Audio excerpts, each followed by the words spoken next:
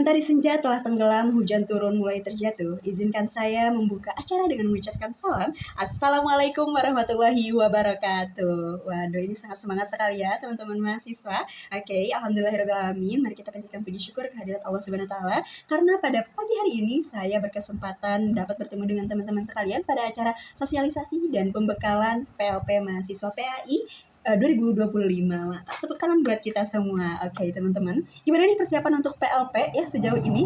Waduh, mantap sekali. Sudah semangat sekali tentunya ya. Mudah-mudahan semangat teman-teman bisa tetap terjaga sampai akhir. Apalagi teman-teman sekarang mahasiswa akhir, betul? Semester 7? Iya, mantap. Semester 7 harus dijaga moodnya ya. Karena kita kalau moodnya berantakan, waduh itu bahaya. Jadi saya titip pesan agar teman-teman tetap bisa menjaga moodnya, bisa menjaga excited dan semangatnya ya. Karena ini udah detik-detik terakhir nih teman-teman. Tidak terasa, teman-teman patut mengapresiasi diri teman-teman karena sudah sampai di titik ini. Tepuk tangan sekali lagi buat kita semua.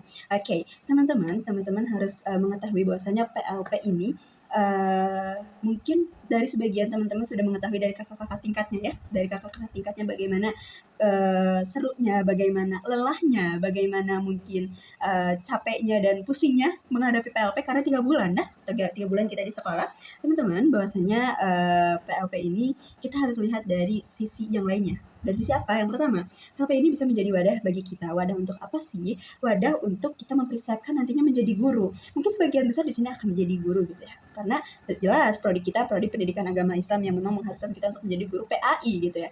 Nah, PLP ini bisa menjadikan kita untuk mempersiapkan, untuk mengetahui bagaimana situasi sekolah, bagaimana siswa itu belajar gitu ya, bagaimana karakter siswa, bagaimana administrasi guru itu harus berjalan, dan bahkan kita bakal tahu nih seberapa berpengaruhnya lingkungan pertemanan, lingkungan keluarganya siswa nih terhadap semangat belajar siswa gitu teman-teman. Itu sebabnya kenapa kita harus melihat si PLP ini sebagai wadah pembiasaan. Karena seperti yang kita tahu, mungkin teman-teman tidak asing dengan kalimat terbentur, terbentuk, atau terpaksa, terbiasa. Nah, itu relate dengan PLP atau program PLP ini, karena ya disinilah kita akan berusaha untuk dibiasakan dengan kehidupan lingkungan sekolah. Mungkin bagi sebagian teman-teman yang sudah mengajar akan tidak asing lagi gitu ya dengan PLP, tapi bagi kita yang tidak ada kesempatan atau tidak ada akses untuk bisa mengajar, itu ini PLP ini akan sangat berguna gitu. Maka kita harus menggunakan waktu sebaik-baiknya di PLP ini. Nah, kedua itu kita melihat bahwasanya PLP ini sebagai privilege kita sebagai mahasiswa. Kenapa sih Kak kita harus melihat ini tuh sebagai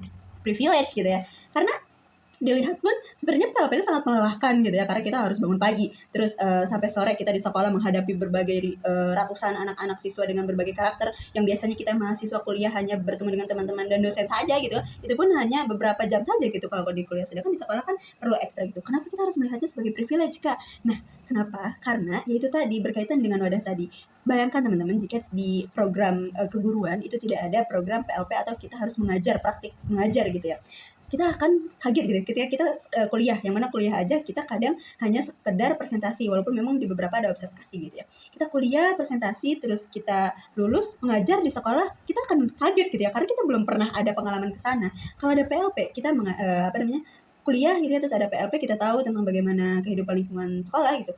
Lalu kita lulus, alhamdulillah gitu ya. Kalau misalkan kita bisa memanfaatkan dan melihat ini sebagai privilege, kita akan menjadi lulusan yang memang sudah siap untuk berada di lingkungan kerja, yang mana kita sebagai guru gitu, lingkungan kerja menjadi guru. Karena kita ada pengalaman di PLP. Itu kalau kita bisa memanfaatkan sebaik-baiknya PLP atau melihat PLP ini sebagai privilege. Itu gitu. Terakhir, kita bisa menjadikan PLP ini sebagai bonus, bahwasanya bonusnya ini kita bisa menjadikan tempat PLP ini sebagai tempat untuk kita menjadikan penelitian gitu. Kalau misalkan kita tidak ada relasi atau tidak ada akses untuk ke sekolah, kita akan kebingungan gak sih teman-teman untuk menentukan tugas akhir kita itu seperti apa, ya kan? Mungkin teman-teman sebagian udah tahu gitu kan dari kakak-kakak tingkatnya tentang bagaimana mereka menjadikan tempat PLP-nya ini sebagai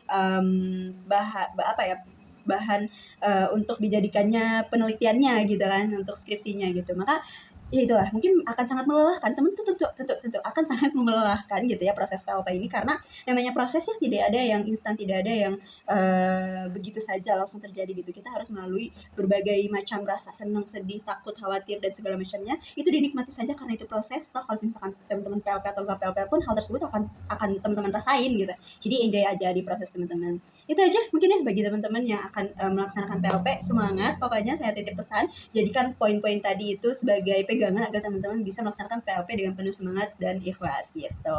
Mungkin izinkan saya menutup dengan pantun. Kalau ada sumur di ladang, boleh dong saya menumpang mandi. Kalau ada umur yang panjang, boleh dong saya mengisi acara lagi. Terima kasih banyak. Wassalamualaikum warahmatullahi wabarakatuh.